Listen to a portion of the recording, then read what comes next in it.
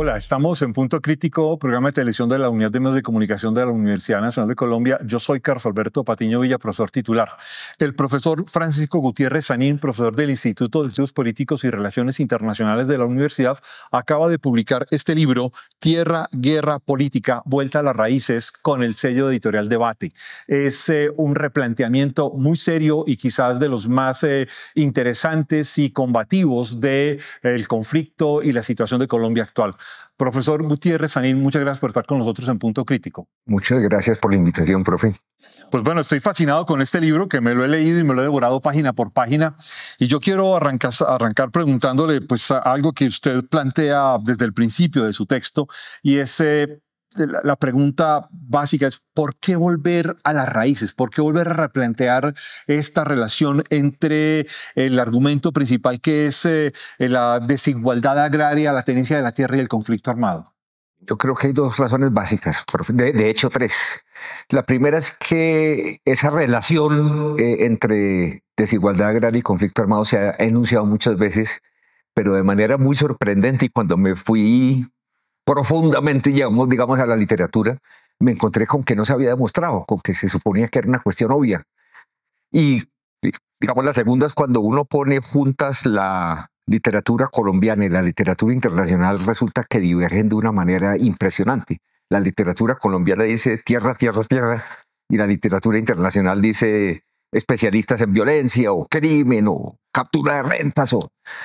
Y entonces, digamos, es fundamental decir, bueno, esta proposición es demostrable, y si es demostrable, ¿en qué términos? Sí, entonces, esa es como el primer bloque de motivaciones. Y el segundo es que obviamente Colombia sigue marcada por una desigualdad agraria absolutamente obscena. Es un Gini de 0.89, una vaina así. Yo no creo que el país sea viable con ese nivel de desigualdad agraria. Y entonces la pregunta es, obviamente eso es como con una mirada periférica en la coyuntura, pero también en la trayectoria de desarrollo del país, es qué efectos puede tener eso. Entonces eran como las dos grandes motivaciones. Demostración y la pregunta por nuestro pasado, presente y futuro. Dijiste que había una tercera, incluso una posible tercera posibilidad de opción de ¿por qué volver a replantear las raíces? ¿Por qué volver a esta condición? Porque hay, digamos, muchas proposiciones alternas, y ahí lo muestro, que no son estúpidas, que son bastante interesantes y que toca tomar en consideración. ¿Sí? Hay otras explicaciones del origen del conflicto armado colombiano que toca tomar en consideración y ver si uno las complementa con la dimensión, digamos, de la inequidad agraria, o simplemente desecha la inequidad agraria o demuestra que esas no son correctas, pero hay que demostrarlo. Un tema que me parece fascinante en el planteamiento del libro es todo este asunto del Frente Nacional y el intento de reforma agraria en el Frente Nacional y todo el debate que hay. Y a lo largo del libro lo planteas como que hay quienes han desechado el Frente Nacional. No es verdad, eso es falso, no se hizo nada. Era una especie de obediencia ciega al imperialismo, o era un intento superfluo, ninguna condición. Pero ahí hay un trabajo realmente serio frente al Frente Nacional. ¿Existió en Colombia un intento real de resolver el problema agrario, el problema de la tenencia? Yo creo que no hay ninguna duda, y me alegra que me lo pregunte. Yo creo que sobre todo la reforma del 68 iba muy en serio, la de la ley primera, que se supone que es una profundización de 1961, pero realmente es una oleada absolutamente diferente, digamos, que implica además una movilización masiva del campesinado, el desarrollo de más instrumentos para expropiar, el desarrollo de la Agencia Central del Estado, que era el INCORA, y una proposición que mostraba que, digamos, desde las alturas, ¿sí? No solamente el presidente Carlos Lleras Restrepo, sino muchos gobernadores, los gerentes del INCORA, que eran tipos pilísimos, ¿sí? Villamil Chaux, etcétera, estaban diciendo, mire, o solucionamos esto rápido y llegamos a una reforma redistributiva, o esto no se soluciona. Entonces la idea, digamos, es todas estas narrativas muy establecidas, ¿sí? Independientemente del espectro político, de que aquí no hubo nada y que se trató de una especie de complot para no hacer nada, no funcionan O sea, casi que ninguna palabra de esos enunciados se sostiene. Y entre otras cosas, ahí le recuerdo a muchos estudiosos que han dicho, no, es que la reforma agraria en Colombia no funcionó porque fue una imposición estadounidense.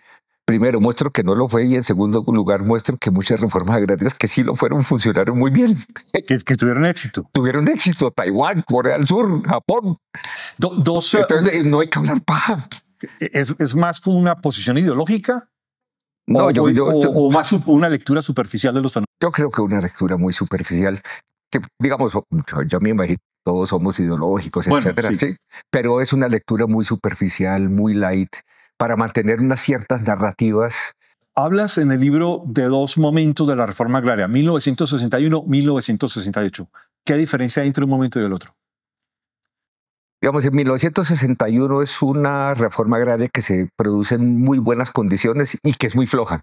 Y en el 68 se produce en condiciones mucho peores, pero es mucho mejor, ¿sí? Yeah. Entonces, la del 61, digamos, había una convicción muy generalizada entre las élites políticas de que después del trauma terrible de la violencia había que hacer algo con la propiedad agraria. Incluso personas muy conservadoras estaban diciendo se hace reforma agraria o va a haber una revolución. Entonces había como la convicción de que o se hacía una transformación, aunque fuera profiláctica, aunque algunos iban más allá de lo profiláctico, pero el mínimo era una transformación profiláctica o estamos en problemas serios. Pero esa reforma fue, y además existía, por supuesto, la Alianza para el Progreso, ¿no? En donde, digamos, Estados Unidos adoptó una posición de neutralidad benevolente frente a alguna transformación agraria. Antes habían estado dando golpes de Estado, etcétera. Algo que me es interesante volver a poner sobre el tapete, digamos, para las generaciones contemporáneas es la importancia del INCORA. ¿Qué papel jugó el INCORA y su relación con la Asociación Nacional de Usuarios Campesinos y con la Sociedad de Agricultores Colombianos? Entonces, el INCORA efectivamente es como la agencia central, la agencia agraria del Estado. En el mundo andino ya se estaban creando agencias similares. La colombiana nace bajo muy buenos auspicios, genera absoluta histeria entre los gremios de la producción como la SAC, como los de los ganaderos, etcétera, entre ciertos sectores políticos como los laureanistas. Y hay estudios que ahí cito, ¿no? Por ejemplo, Camilo Acero muestra que, digamos, generó una burocracia bastante consistente, bastante, en la medida de lo posible, separada de las dinámicas clientelistas. Y en 1968, gracias a la ley primera, entonces se produce una confluencia fuerte entre las tomas de tierra de los campesinos y sectores del INCORA, no todo el INCORA, en algunas partes los campesinos estaban peleados con el INCORA, etcétera. Pero en muchas partes el INCORA confluye con las presiones campesinas para obligar a los terratenientes a vender y para, digamos, generar y activar la reforma agraria que entre el 61 y el 68 no se había movido mucho. En ese contexto hay dos cosas que sorprenden al lector desprevenido. Por un lado, que habían sectores conservadores comprometidos con la reforma agraria, pero habían sectores de izquierda que estaban en contra de la reforma agraria. ¿Cómo explica uno esta contradicción? Entonces, cuando uno ve las reformas agrarias en todo el mundo, realmente dividen a la sociedad. Y claro, la dividen horizontalmente, en el sentido de básicamente ricos contra pobres. ¿Sí? Es la expresión de una lucha de clases. Pero también la divide horizontalmente, a través de facciones, de territorialidades, de posiciones ideológicas. Es más, permíteme, te lo complemento con dos nombres. J. Emilio Valderrama en los conservadores y López Michelsen, Alfonso López Michelsen en el movimiento revolucionario liberal. Exactamente. Entonces, Alfonso López Michelsen, que era, digamos, una estrella de la izquierda liberal, realmente apoyó a Cuba, tenía todo un discurso antiimperialista, digamos, adoptó a hermanitos menores de la izquierda mucho más radical, comenzando por el Partido Comunista, pero también mucha gente del ELN, muchas en las juventudes del MRL.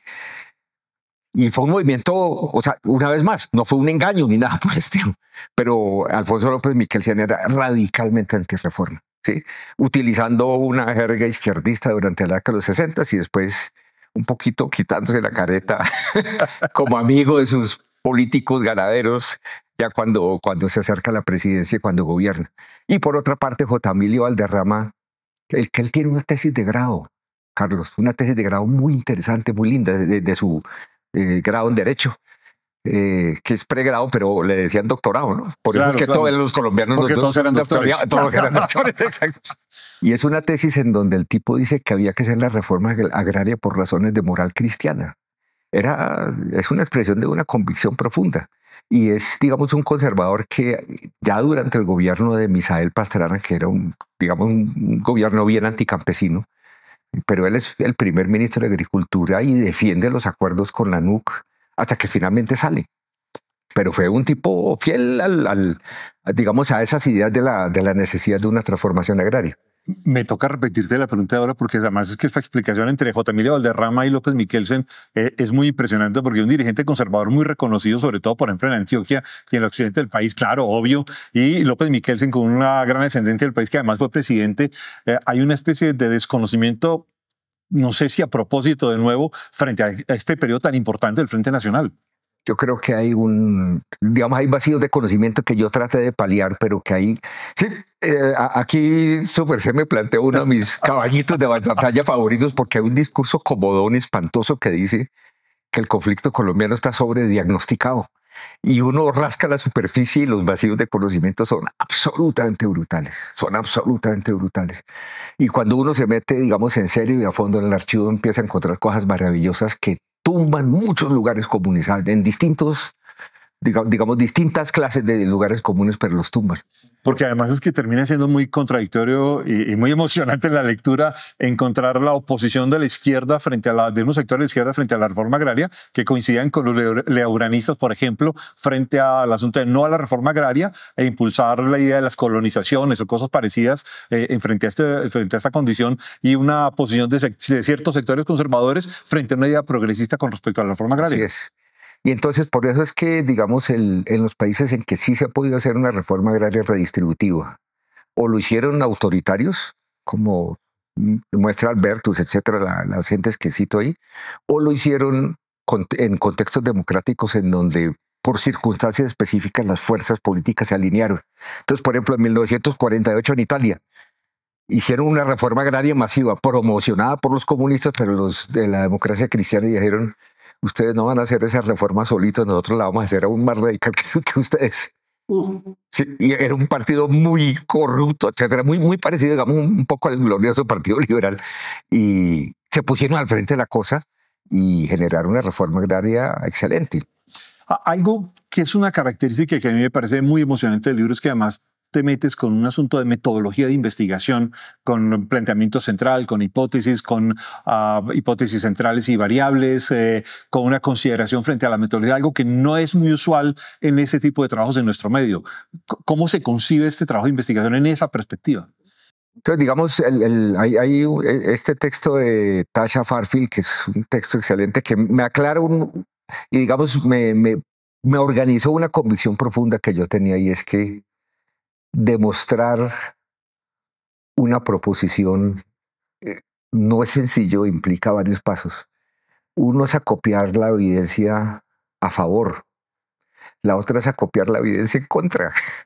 Claro. Que es absolutamente fundamental. Realmente no hay investigación seria sin que uno ponga sobre la mesa las evidencias que contradicen parcialmente o que contradicen en realidad la proposición que uno está defendiendo. Una cierta perspectiva popperiana. De hecho, claro, de falsificación, claro. Y en tercer lugar, entonces, digamos, yo busqué activamente toda la posible contraevidencia que pudiera tumbar la cosa.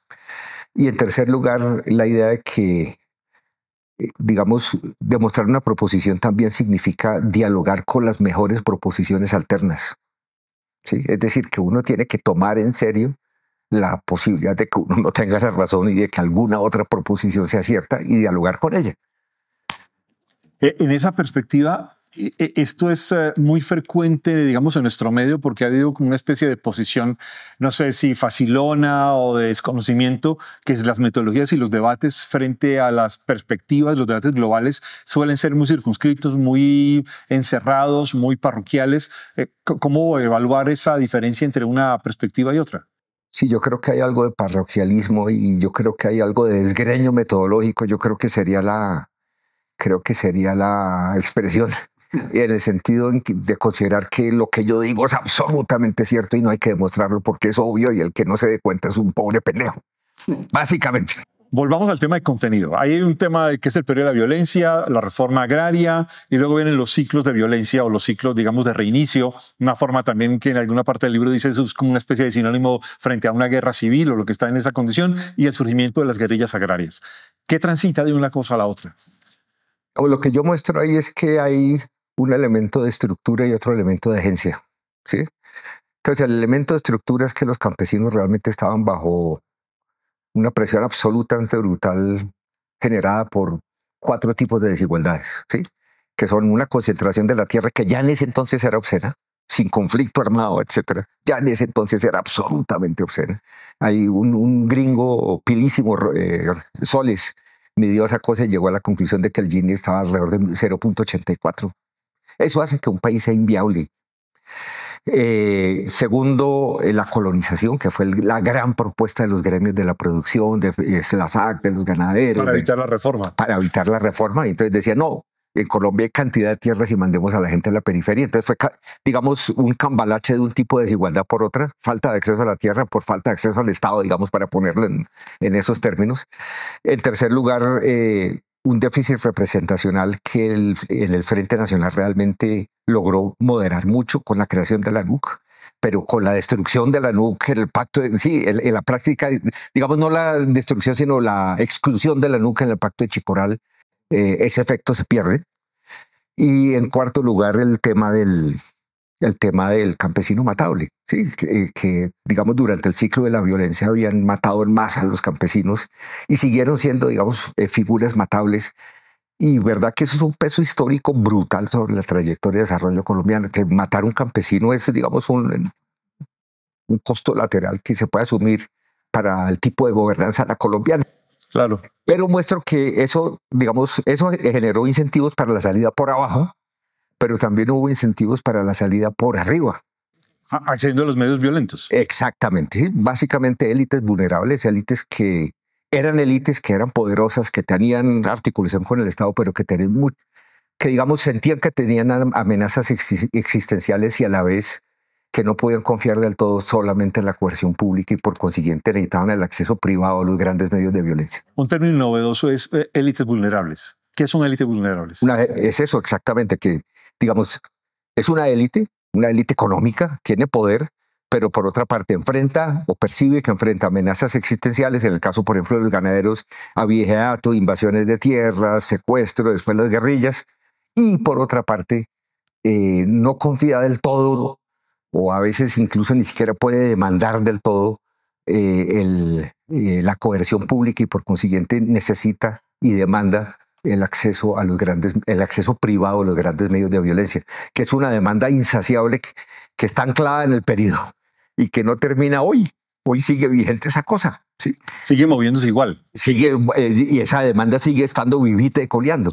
Tenemos una cadena: autodefensas comunistas, campesinas, surgimiento de paramilitares, guerrillas agrarias, nuevo paramilitarismo. ¿Cómo se maneja esta cadena? Yo pensaría que eso escapa ya, sí, porque el libro, digamos, se concentra en los orígenes, pero claro, los orígenes son una recaída en el conflicto, ¿no? Yo creo que hay que hacer una reconversión de las estructuras productivas agrarias por abajo y por arriba, no meter a todas las élites en un solo saco y lograr hacer coaliciones viables que puedan generar una transformación de fondo del agro colombiano. Yo creo que eso sería un requisito indispensable. Había un debate ya hace varias décadas sobre si es necesario mantener la frontera campesina o la frontera agrícola abierta, cerrarla. ¿Hay instrumentos para hacer esto? Para cerrarla, la pregunta es, digamos, ¿cómo sería, no? Yo creo que vivimos en una época muy diferente. Digamos, nadie diría la colonización hoy. Hoy en día nadie diría la colonización. Nadie la defendería. Exacto, eso es la gran solución. Y verdad que aquí, perdón, de manera un poco sangrona, los gremios de la producción son los responsables históricos de esa expulsión excéntrica, digamos, del campesinado a zonas de colonización de manera absolutamente irresponsable para lograr impedir. Irresponsable y violenta. Y violenta, intrínsecamente violenta, exactamente. Entonces ahí viene la pregunta que es clave. ¿El paramilitarismo fue una acción violenta con respaldo del Estado? Sí, definitivamente sí, pero con muchos matices. Y ahí es donde, digamos, recogiendo una observación que usted hizo ahorita, digamos, hay un diálogo entre agencia y estructura, porque como muestro, uno no puede adoptar una posición esencialista frente a ninguno de los actores que estaban ahí. Entonces, por ejemplo, había un sector relativamente amplio del ejército, como en otros países andinos, que estaba a favor de la reforma agraria. Y estaban diciendo, de hecho, esto es una oportunidad para nosotros. E incluso, digamos, promovieron algunas colonizaciones, etcétera. Y uno busca en la revista de Ejército, en la primera mitad de la década del 60, hay propuestas. Lo apoyaban y de hecho artículos bastante buenos. Bueno, había unos ministros de defensa militares que tenían una posición pro reforma. Claro, y de hecho se llamaba Ministerio de Guerra. Claro, obvio, que era lo que era usual en la época. Exactamente. Y estaban a favor de la reforma, pero a medida que se va enfriando, digamos, el entusiasmo de ciertos sectores, incluidos los Estados Unidos, etcétera, y ahí muestro, digamos, se genera este matrimonio absolutamente tóxico entre agencias de seguridad del Estado y élites vulnerables. Y ahí es donde se produce, digamos, la solución tóxica a la colombiana con paramilitarismo, asesinato en masa de campesinos y democracia liberal. No le puedo dejar pasar dos preguntas claves. Una, el surgimiento de estas guerrillas con origen agrarista, las FARC, el ELN, el EPL, con diversos modelos, diversas cosas, y su conexión, su entronque con los ambientes urbanos y la transformación urbana del país a partir de la década de 1970. Sí, exacto. O sea, la guerra fue principalmente agraria, pero no dejaron de conectarse con el mundo urbano. Sin embargo, yo creo que el único que tuvo realmente éxito en grande ahí fue el M-19. Entre otras cosas porque era el único que lo estaba buscando. Digamos, el M-19 siempre tuvo apoyos urbanos entre sectores del estudiantado, curas radicalizados, monas radicalizadas. Muchos vivían en las ciudades. Ese apoyo fue crucial porque les dio especialistas de distintos tipos, organizadores, intelectuales. La guerrilla no solo echar bala, sí, digamos esa perspectiva y trata de demostrar que la cosa es mucho más complicada, pero digamos ya la capacidad de generar corrientes de opinión masiva, el único que lo logró hacer fue el M-19. Una paradoja que usted logra demostrar que me parece interesantísima es, estamos en una democracia competitiva, con una serie de aspectos competitivos, con una serie de problemas de violencia muy complicada, con una serie de una democracia que además parece ser competitiva, pero a la vez resulta superficial y una serie de problemas estructurales que no se resuelven. ¿Cómo se vive en este país? Sí, sí, es una paradoja brutal. Entonces, mi posición ahí, que obviamente es una posición normativa, no sé, va más allá de lo analítico, es hay que defender lo que heredamos de democracia liberal. Sí, eso no se puede echar a la basura, pero tenemos que ver, digamos, cómo crear nuevos diseños institucionales para lograr hacer inclusiones sociales masivas. Realmente en términos de inclusiones sociales, la democracia colombiana es muy mala.